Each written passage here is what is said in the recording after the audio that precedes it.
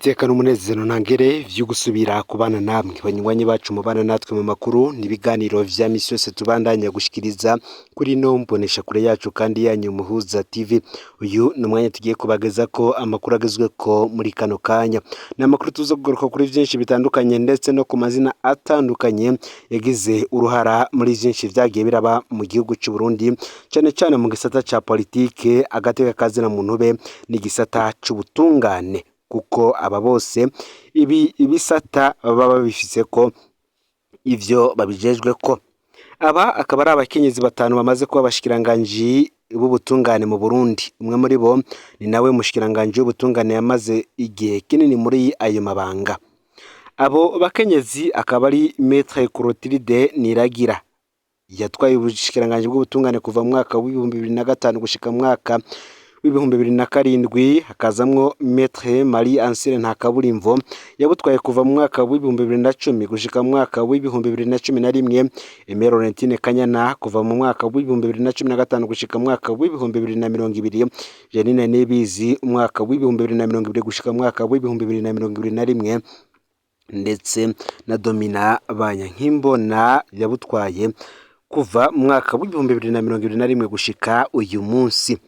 Igisata c'ubutungane kiri mu bisata vya mbere vyidogerwa n'abantu benshi batandukanye ngaha mu gihugu c'u Burundi. Ni mugihe kandi arico igisata c'ubutungane kikaba kiri muri kimwe mu bisata abanyagihugu bakunze kwidogera cyane kubera ibiturire bikibamwo, ndetse kandi n'ingene ngo kiba gikoreshwa n'abategetsi batandukanye. Muri ano makuru rero tugiye kugaruka ku mukenyezi umwe ku yundi n'ivyo yagiye arakora mu kiringo cose yamaze muri ayo mabanga, vyose ntimuze gucikanwa. Reka dutangurire ku mushikiranganji w'ubutungane Clotilde Niragira.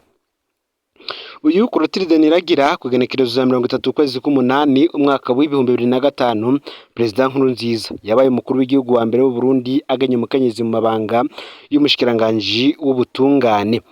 Uwagenywe yari Maître Clotilde Niragira, yabaye muri ayo mabanga gushika mu mwaka w'2007, araheza asubirirwa na Jean Bosco Ndikumana. Clotilde Niragira yavutse mu mwaka w'1968 muri komine Bugenyuzi yo mu ntara ya Karusi. Imbere yo kwinjira mu mabanga ya politike yari umushingwamanza. Mu mwaka w'2005 uyu mupfasoni yaragenywe mu murwi w'igihugu watunganije amatora seni yabaye muri uyo mwaka. Muri Myandagaro umwaka w'2005, Maître Clotilde Niragira yagenywe kuba umushikiranganji w'ubutungane, amabanga bamwe gushika mu mwaka w'2007. Yavuye ngaho aja kuba umushikiranganji w'abakozi ba leta, w'akazi no gutegekaniriza kazoza k'abakozi. Mu mwaka w'2009 Clotilde Niragira yagenywe kuba icegera c'umuyobozi mwishikira mu biro vy'umukuru w'igihugu, mu nyuma wenyene aba umuyobozi mwishikira chef de cabinet civile gushika mu mwaka w'2011. Kuva ubwo gushika mu mwaka w'2015 yari umushikiranganji ajejwe agateka ka muntu, kungana kw'ibitsina no gufatana mu nda. Muri uwo mwaka kandi Niragira yariketswe rwose ko yari mu badashigikiye ikiringo ca gatatu ca Nkurunziza, akaba ari nayo mpamvu atigeze asubira kugenwa muri leta. Inyuma yarabaye muri severi, yarakoze akazi k'ubunoteri imbere yo kugenywa muri kimwe mu bisata vy'umuryango wa EAC.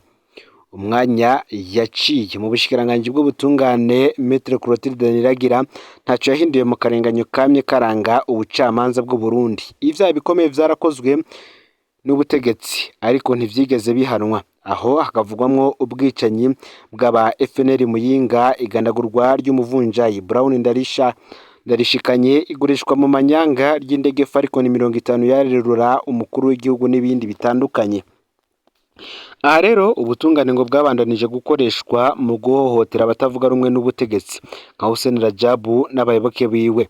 Hakazamwo ifatwa rya Perezida Domitien Ndayizeye, Alphonse Marie Kadege yahoze ari icegera c'umukuru w'igihugu n'abandi benshi babeshewe ko bashatse gutembagaza ubutegetsi. Aha kandi hakazamwo ifatwa ry'abandi batandukanye harimo Gabriel Rufyiri arongoye ishirahamwe Rukome, abamenyesha amakuru ba RPA, amadosiye y'ubusuma akomeye nk'igitoro ca Nigeria canke amakaye y'Ubuganda n'ibindi vyinshi.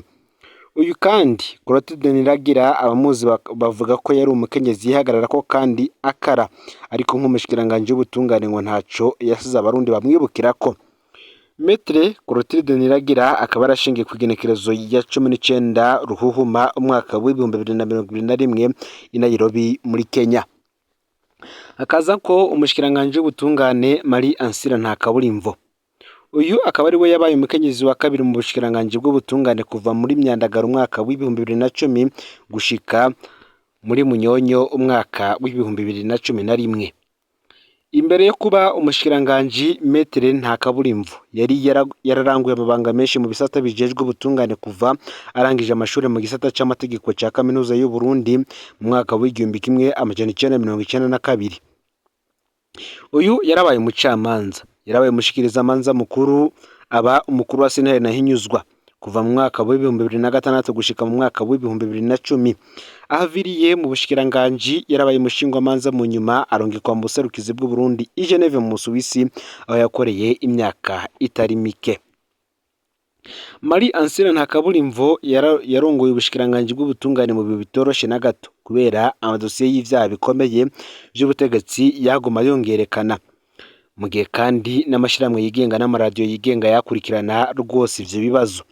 Dosiye y'iganagurwa rya Ernest Manirumva yari igeze kure, yiyongerako ubwicanyi mu Gatumba muri Nyakanga umwaka w'ibihumbi 2011, indiri z'aba FNL bishwe muri Safisha inyuma y'amatora y'umwaka w'ibihumbi 2010 ndetse n'ibindi vyinshi.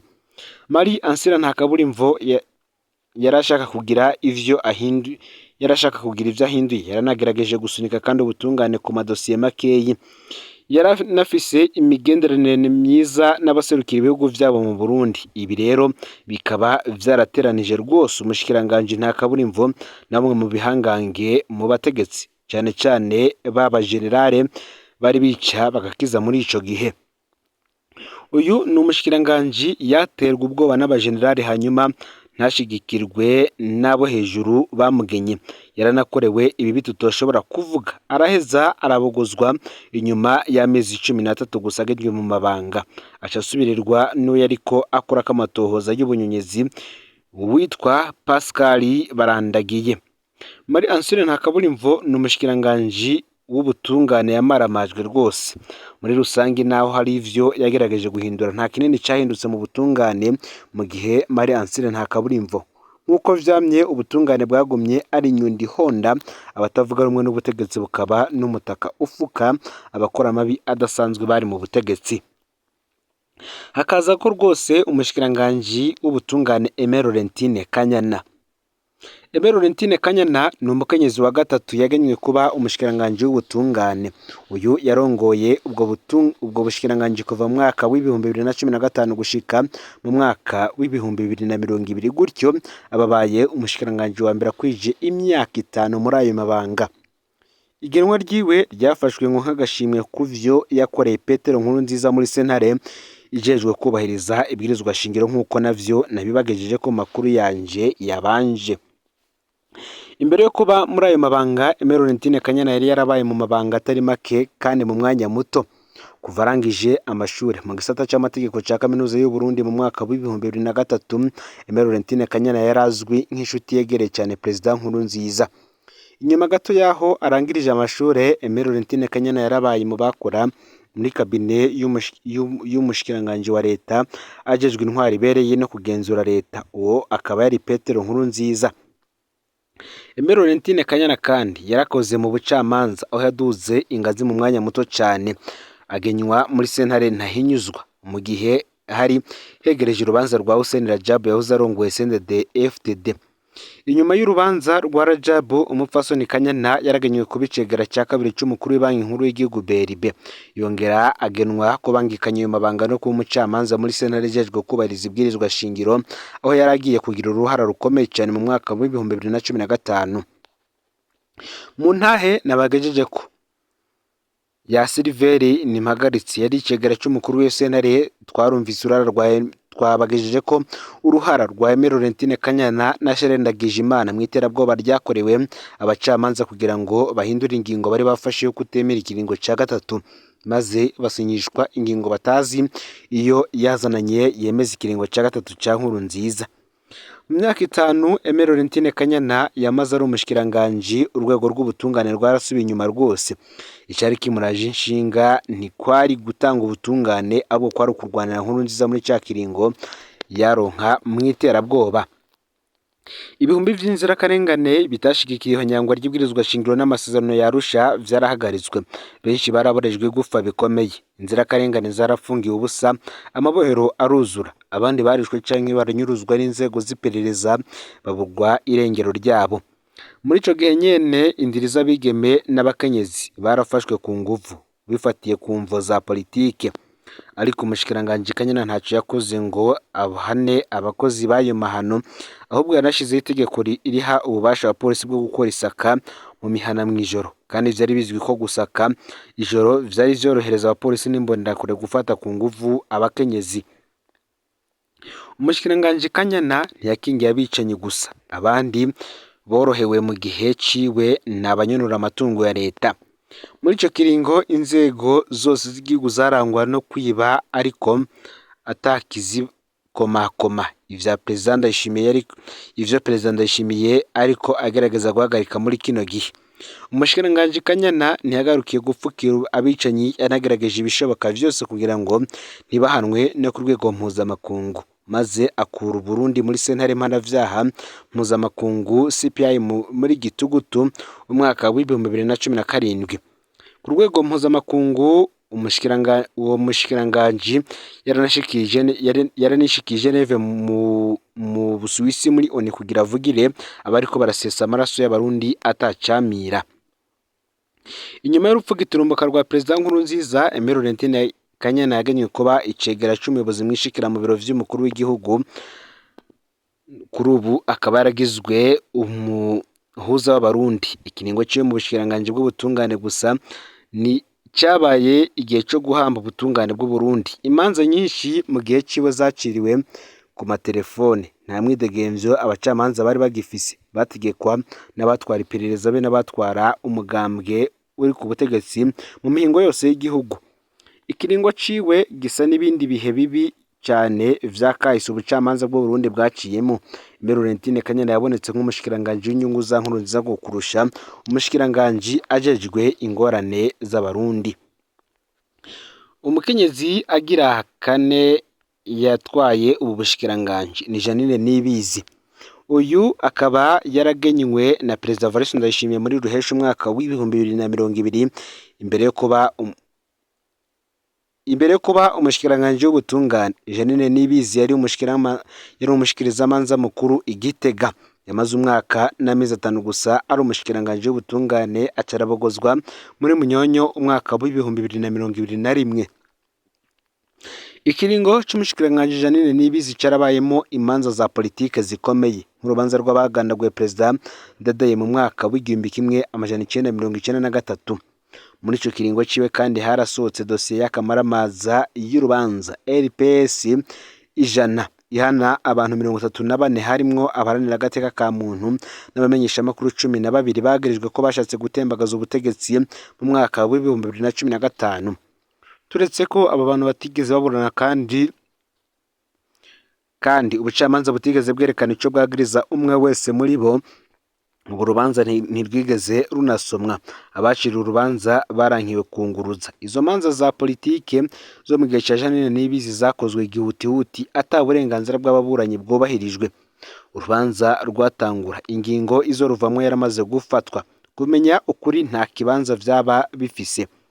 Mu kiringo c'umushikiranganji Jeanine Niyibizi habandanije kwibonekeza abacamanza bahabwa amategeko n'abakozi b'iperereza iyo hageze guca imanza za politike. Uyu ntacyo yakoze ngo abihagarike.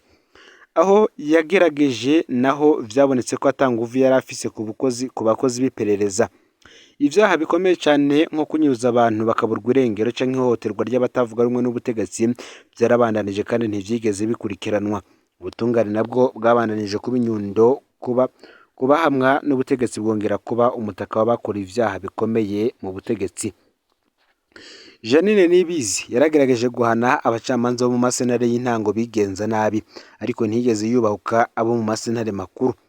Muri Nzero umwaka w'ibihumbi 2021 haradutse dosiye ibabaje cyane y'ifungwa ry'umukenyezi w'imyaka 18 Krista Kaneza yaheruka gupfakara yiciwe umugabo n'iperereza, ariko akaba ari we ahagarikwa ngo yiciye umugabo Thierry Kubwimana. Umushikiranganji Jeanine Niyibizi yaragerageje guhagarara rugabo muri iyo dosiye, aho yari ahanganye n'abakomeye muri leta no mu iperereza. Urwo rugamba ntirwamworoheye kandi rwerekanye ko umushikiranganji Niyibizi ashobora kuba yarashaka guhindura ibintu mu nzego z'ubutungane akabura inguvu, kumbure biri no mu vyatumye akurwa ubutarariye. Nk'umukenyezi, umushikiranganji Jeanine Niyibizi yaragerageje kuba hafi y'abakenyezi barenganywe mu ngo, akaba yarakuwe hakiri kare atarerekana neza intumbero yari afise. Umukenyezi agira gatanu tuza no kugaruka ko mu nkuru yacu tuza kubashikiriza imbere ni Domine Banyankimbona. Domine Banyankimbona ni umukenyezi agira gatanu arongoye ubushikiranganji bw'ubutungane, aho yasubiriye Jeanine Niyibizi muri Munyonyo umwaka w'ibihumbi 2021. Imbere yo kwigenwa muri ayo mabanga, Domine Banyankimbona yari yarakoze amabanga menshi arimo kuba icegera cy'umukuru wa Sentare Ntahinyuzwa no kuba umushikiranganji w'abakozi ba leta n'akazi. Haracari vuba cyane kugira tumenye ko hari ragi azosiga nk'umushikiranganji w'ubutungane. Muri kino gihe ciwe havugwa vyinshi bitandukanye, harimwo abanyororo abaheza umunyororo ntibarekurwe, inzara idasanzwe mu mabohero. Ikiringo ciwe kandi nico cabayemwo umuriro wari igisigice c'ibohero rya Gitega muri Kigara mu mwaka w'ibihumbi 2021. Abanyororo batazwi igitigiri barasiga ubuzima.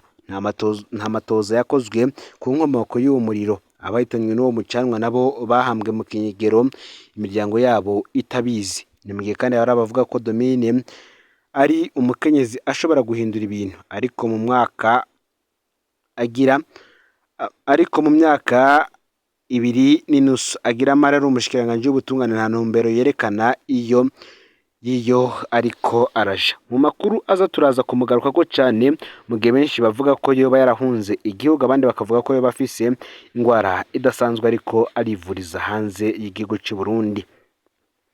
Ico umuntu yosozera avuga ku igenwa ry'abakenyezi mu mabanga akomeye nk'umushikiranganji w'ubutungane ari intambwe mu bijanye no kunganisha abagabo n'abagore mu nzego, ariko gushika ubu ntaco vyahinduye mu bijanye n'ubutungane abarundi baronka. Mbere ku bashikiranganji bamwe b'abakenyezi ubutungane bwarasubiye inyuma, ivyahuha birahuhuka. Abakenyezi nabo bagerageje kugira ico bahinduye ntibamaze na kabiri, bakuwe bamaramajwe. Muri make nta tandukaniro riraboneka hagati y'abashikiranganji b'abakenyezi n'abashikiranganji b'abagabo bijanye no kurwanira inyungu z'umunyagihugu. Ufyonde subscribe canke sabone niba utari washinira ko kugira ngo tucikanwe nadushikiriza usangize ano makuru bagenza aho bari hose kugira kandi nabo baje barashikirwa n'abiriko biravugwa bigezweko nga mu gihugu cy'u Burundi, hanze y'imbibe z'igihugu cy'u Burundi ndetse no makungu ya kure. Ni Umuhuza TV, Imana ibahezagire.